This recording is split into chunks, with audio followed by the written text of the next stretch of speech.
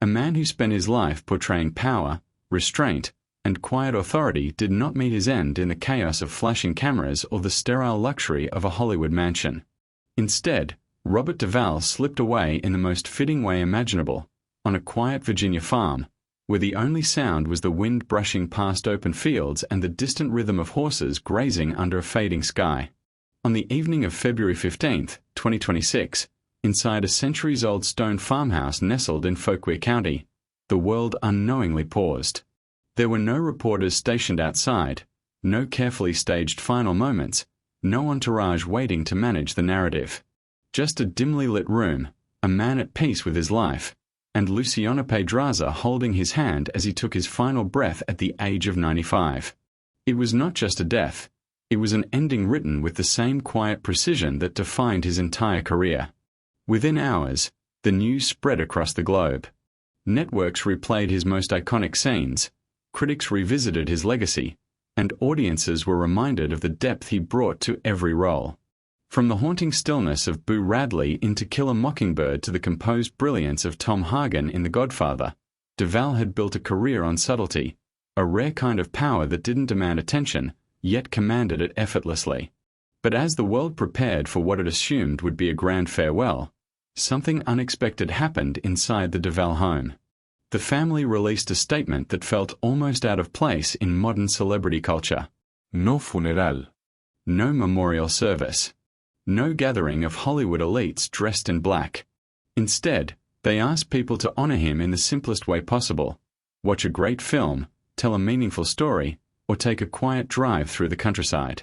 It was a request that stopped people in their tracks, not because it was extravagant, but because it wasn't. And in that simplicity lay the truth of who Duvall really was. A man who spent decades avoiding the noise, who never allowed fame to redefine him, and who, even in death, refused to become a spectacle. Behind that quiet goodbye stood a life of extraordinary achievement. Over 7 decades, Duvall built a body of work that most actors could only dream of. He stood shoulder to shoulder with legends, shared scenes with icons, and earned the respect of generations.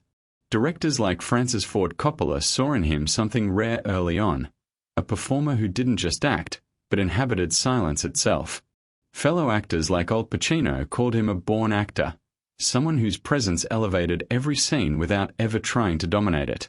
Yet, for all his success, Duvall never played by Hollywood's rules. When offered a return to The Godfather Part 3, he walked away, not because he didn't value the role, but because he valued fairness more. Being paid significantly less than Pacino wasn't just a financial issue. It was a matter of principle. And so, he said no. That decision cost him millions, but it preserved something far more important to him, his sense of self. This pattern repeated throughout his life. When studios hesitated to fund The Apostle, Duvall didn't abandon the project. He invested his own money, risking millions to tell a story he believed in. It wasn't a safe move. It wasn't even a logical one. But it was honest, and that was always enough for him. Over time, those choices quietly built a fortune estimated between $50 and $70 million. Not through blockbuster paychecks alone, but through consistency, discipline, and an instinct for meaningful work. While others chased headlines, Duvall built something steady, film by film, decision by decision. But the most revealing chapter of his life wasn't written on a set. It was written on 360 acres of Virginia land. While Hollywood's biggest stars invested in mansions overlooking the ocean, Duvall turned inward, toward nature, toward stillness. His farm became his refuge, a place untouched by the pressures of the industry. There, he lived a life that felt almost disconnected from the fame he had earned. He rode horses, watched sunsets stretch endlessly across the horizon, and transformed a barn into a tango hall where music and movement replaced red carpets and premieres. And at the center of that life was Luciana. Their story began not on a film set or at an award ceremony, but in a bakery in Buenos Aires. A chance moment. A missed flower shop. A random decision that led him inside. And there she was, unaware of who he was, uninterested in his fame, simply present in the moment. It was the kind of meeting that feels too improbable to be real, yet somehow defines everything that follows. They shared the same birthday. They built a life rooted in simplicity, traveling between Argentina and Virginia, dancing tango, supporting charitable work through their foundation, and choosing privacy over publicity. Despite their deep bond, they never had children. It was a quiet absence in an otherwise full life. So when Duvall passed, there were no traditional heirs waiting in the wings. No children to inherit the legacy. No family disputes brewing beneath the surface. Instead, everything, his wealth, his estate, his lifelong earnings, naturally flowed to the woman who had shared his final decades. And what's most remarkable is what didn't happen. There were no legal battles. No contested wills.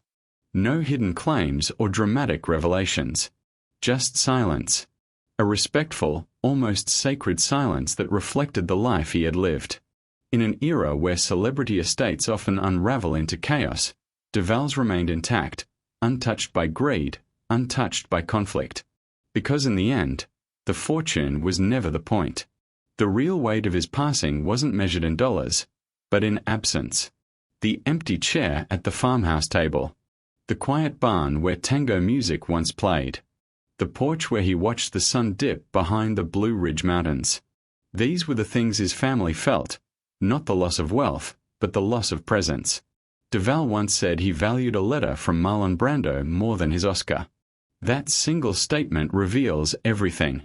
In a world obsessed with recognition, he valued connection. In an industry built on illusion, he held on to what was real. And that is the legacy he left behind. Not awards. Not money. Not even the films, though they will endure for generations. But the proof that a man can live entirely on his own terms, reject the noise, walk away from millions, and still build something extraordinary.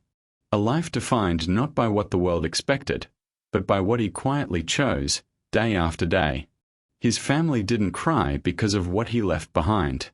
They cried because someone irreplaceable was no longer there to share it.